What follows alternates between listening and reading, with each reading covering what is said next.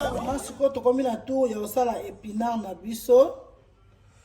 Totie mafuta échauffé mpona tosala épinazi na biso. Baflama babenga yango épinazi, biso tobenga yango épinard. Mpona yebisa na lingala soki ezalaka nini, po épinard eza na français, na lingala nayebi te soki ezalaka nini. Totie matungulu na biso, totie matungulu,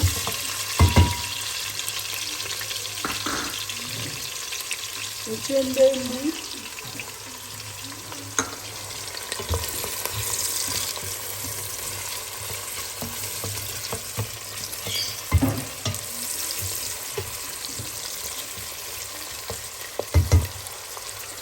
kotia ndembo na biso, totie poivron,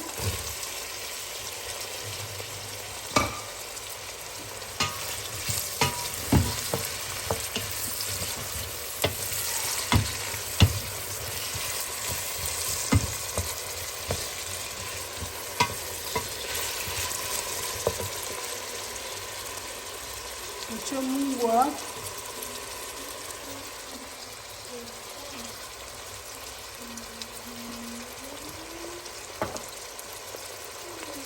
tobakisi na biso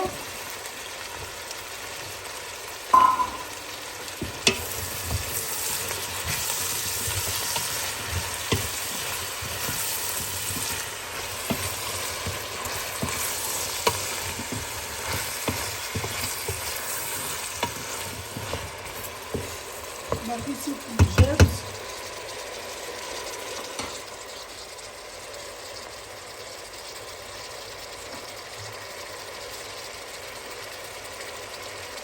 apres avoir kobakisa courgette, totie tomate na biso ya ngumba na ai na biso mbala moko totikaki na biso.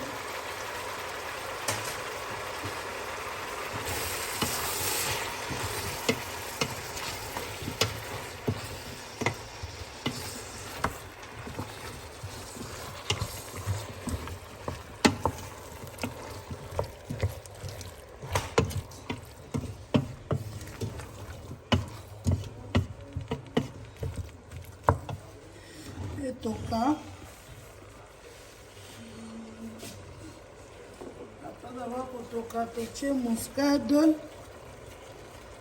muscade na biso,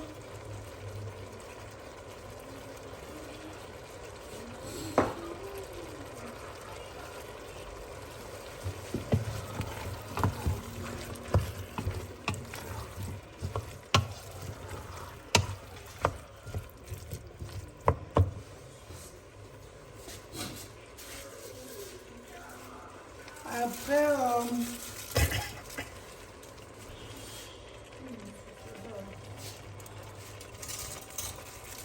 le poisson na biso,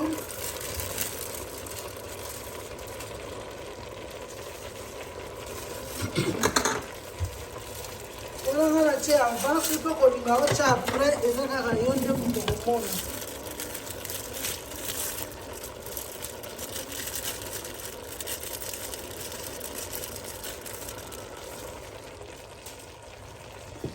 Donc totika poulet de poisson na biso esangana etoka na baépice na biso.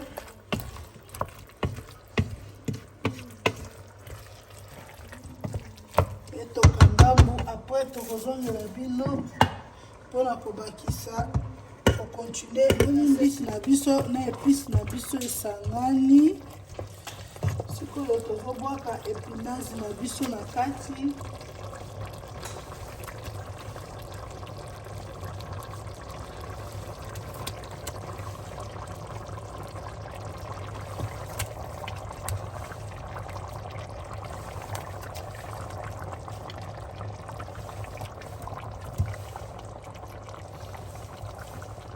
Totie pilipili na biso, totie feuille na biso, tomélanger épinard na biso na ba épice na biso.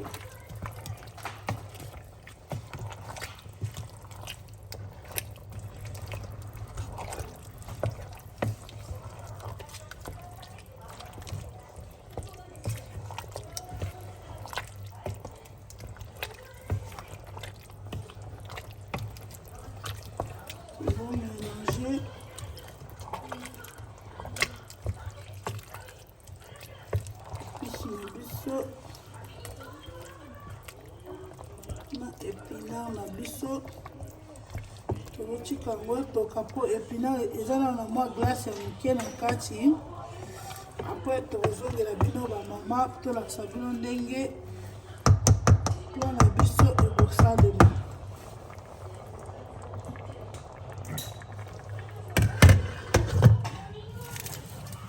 Biso esangana na baépice moko bomoni esangani deja.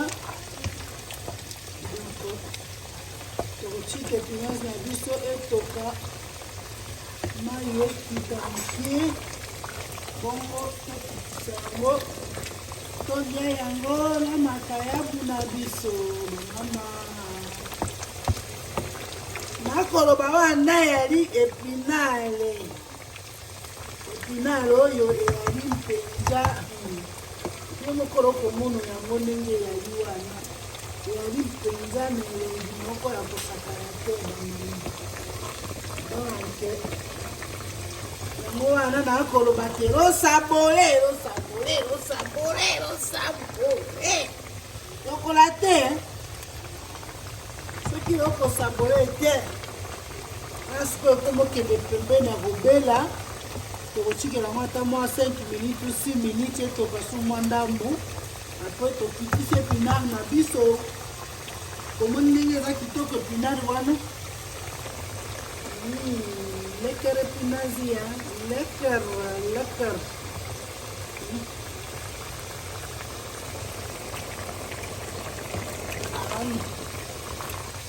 Eza kitoko mingi. Na biso ekomi na suka donc ezwi deja forme ya kobela. Sikoyo tozokitisa mpona tolia yango elongo na makayabu na biso na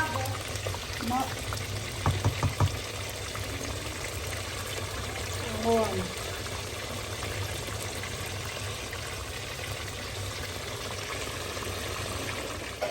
Makayabu na biso yango oyo ebeli na épinard na biso na kwanga na biso tozokolia épinard na biso na makayabu ya lelo na kwanga. Donc émission na biso lelo ekomi na suka. Donc bosouhaite biso bon appétit.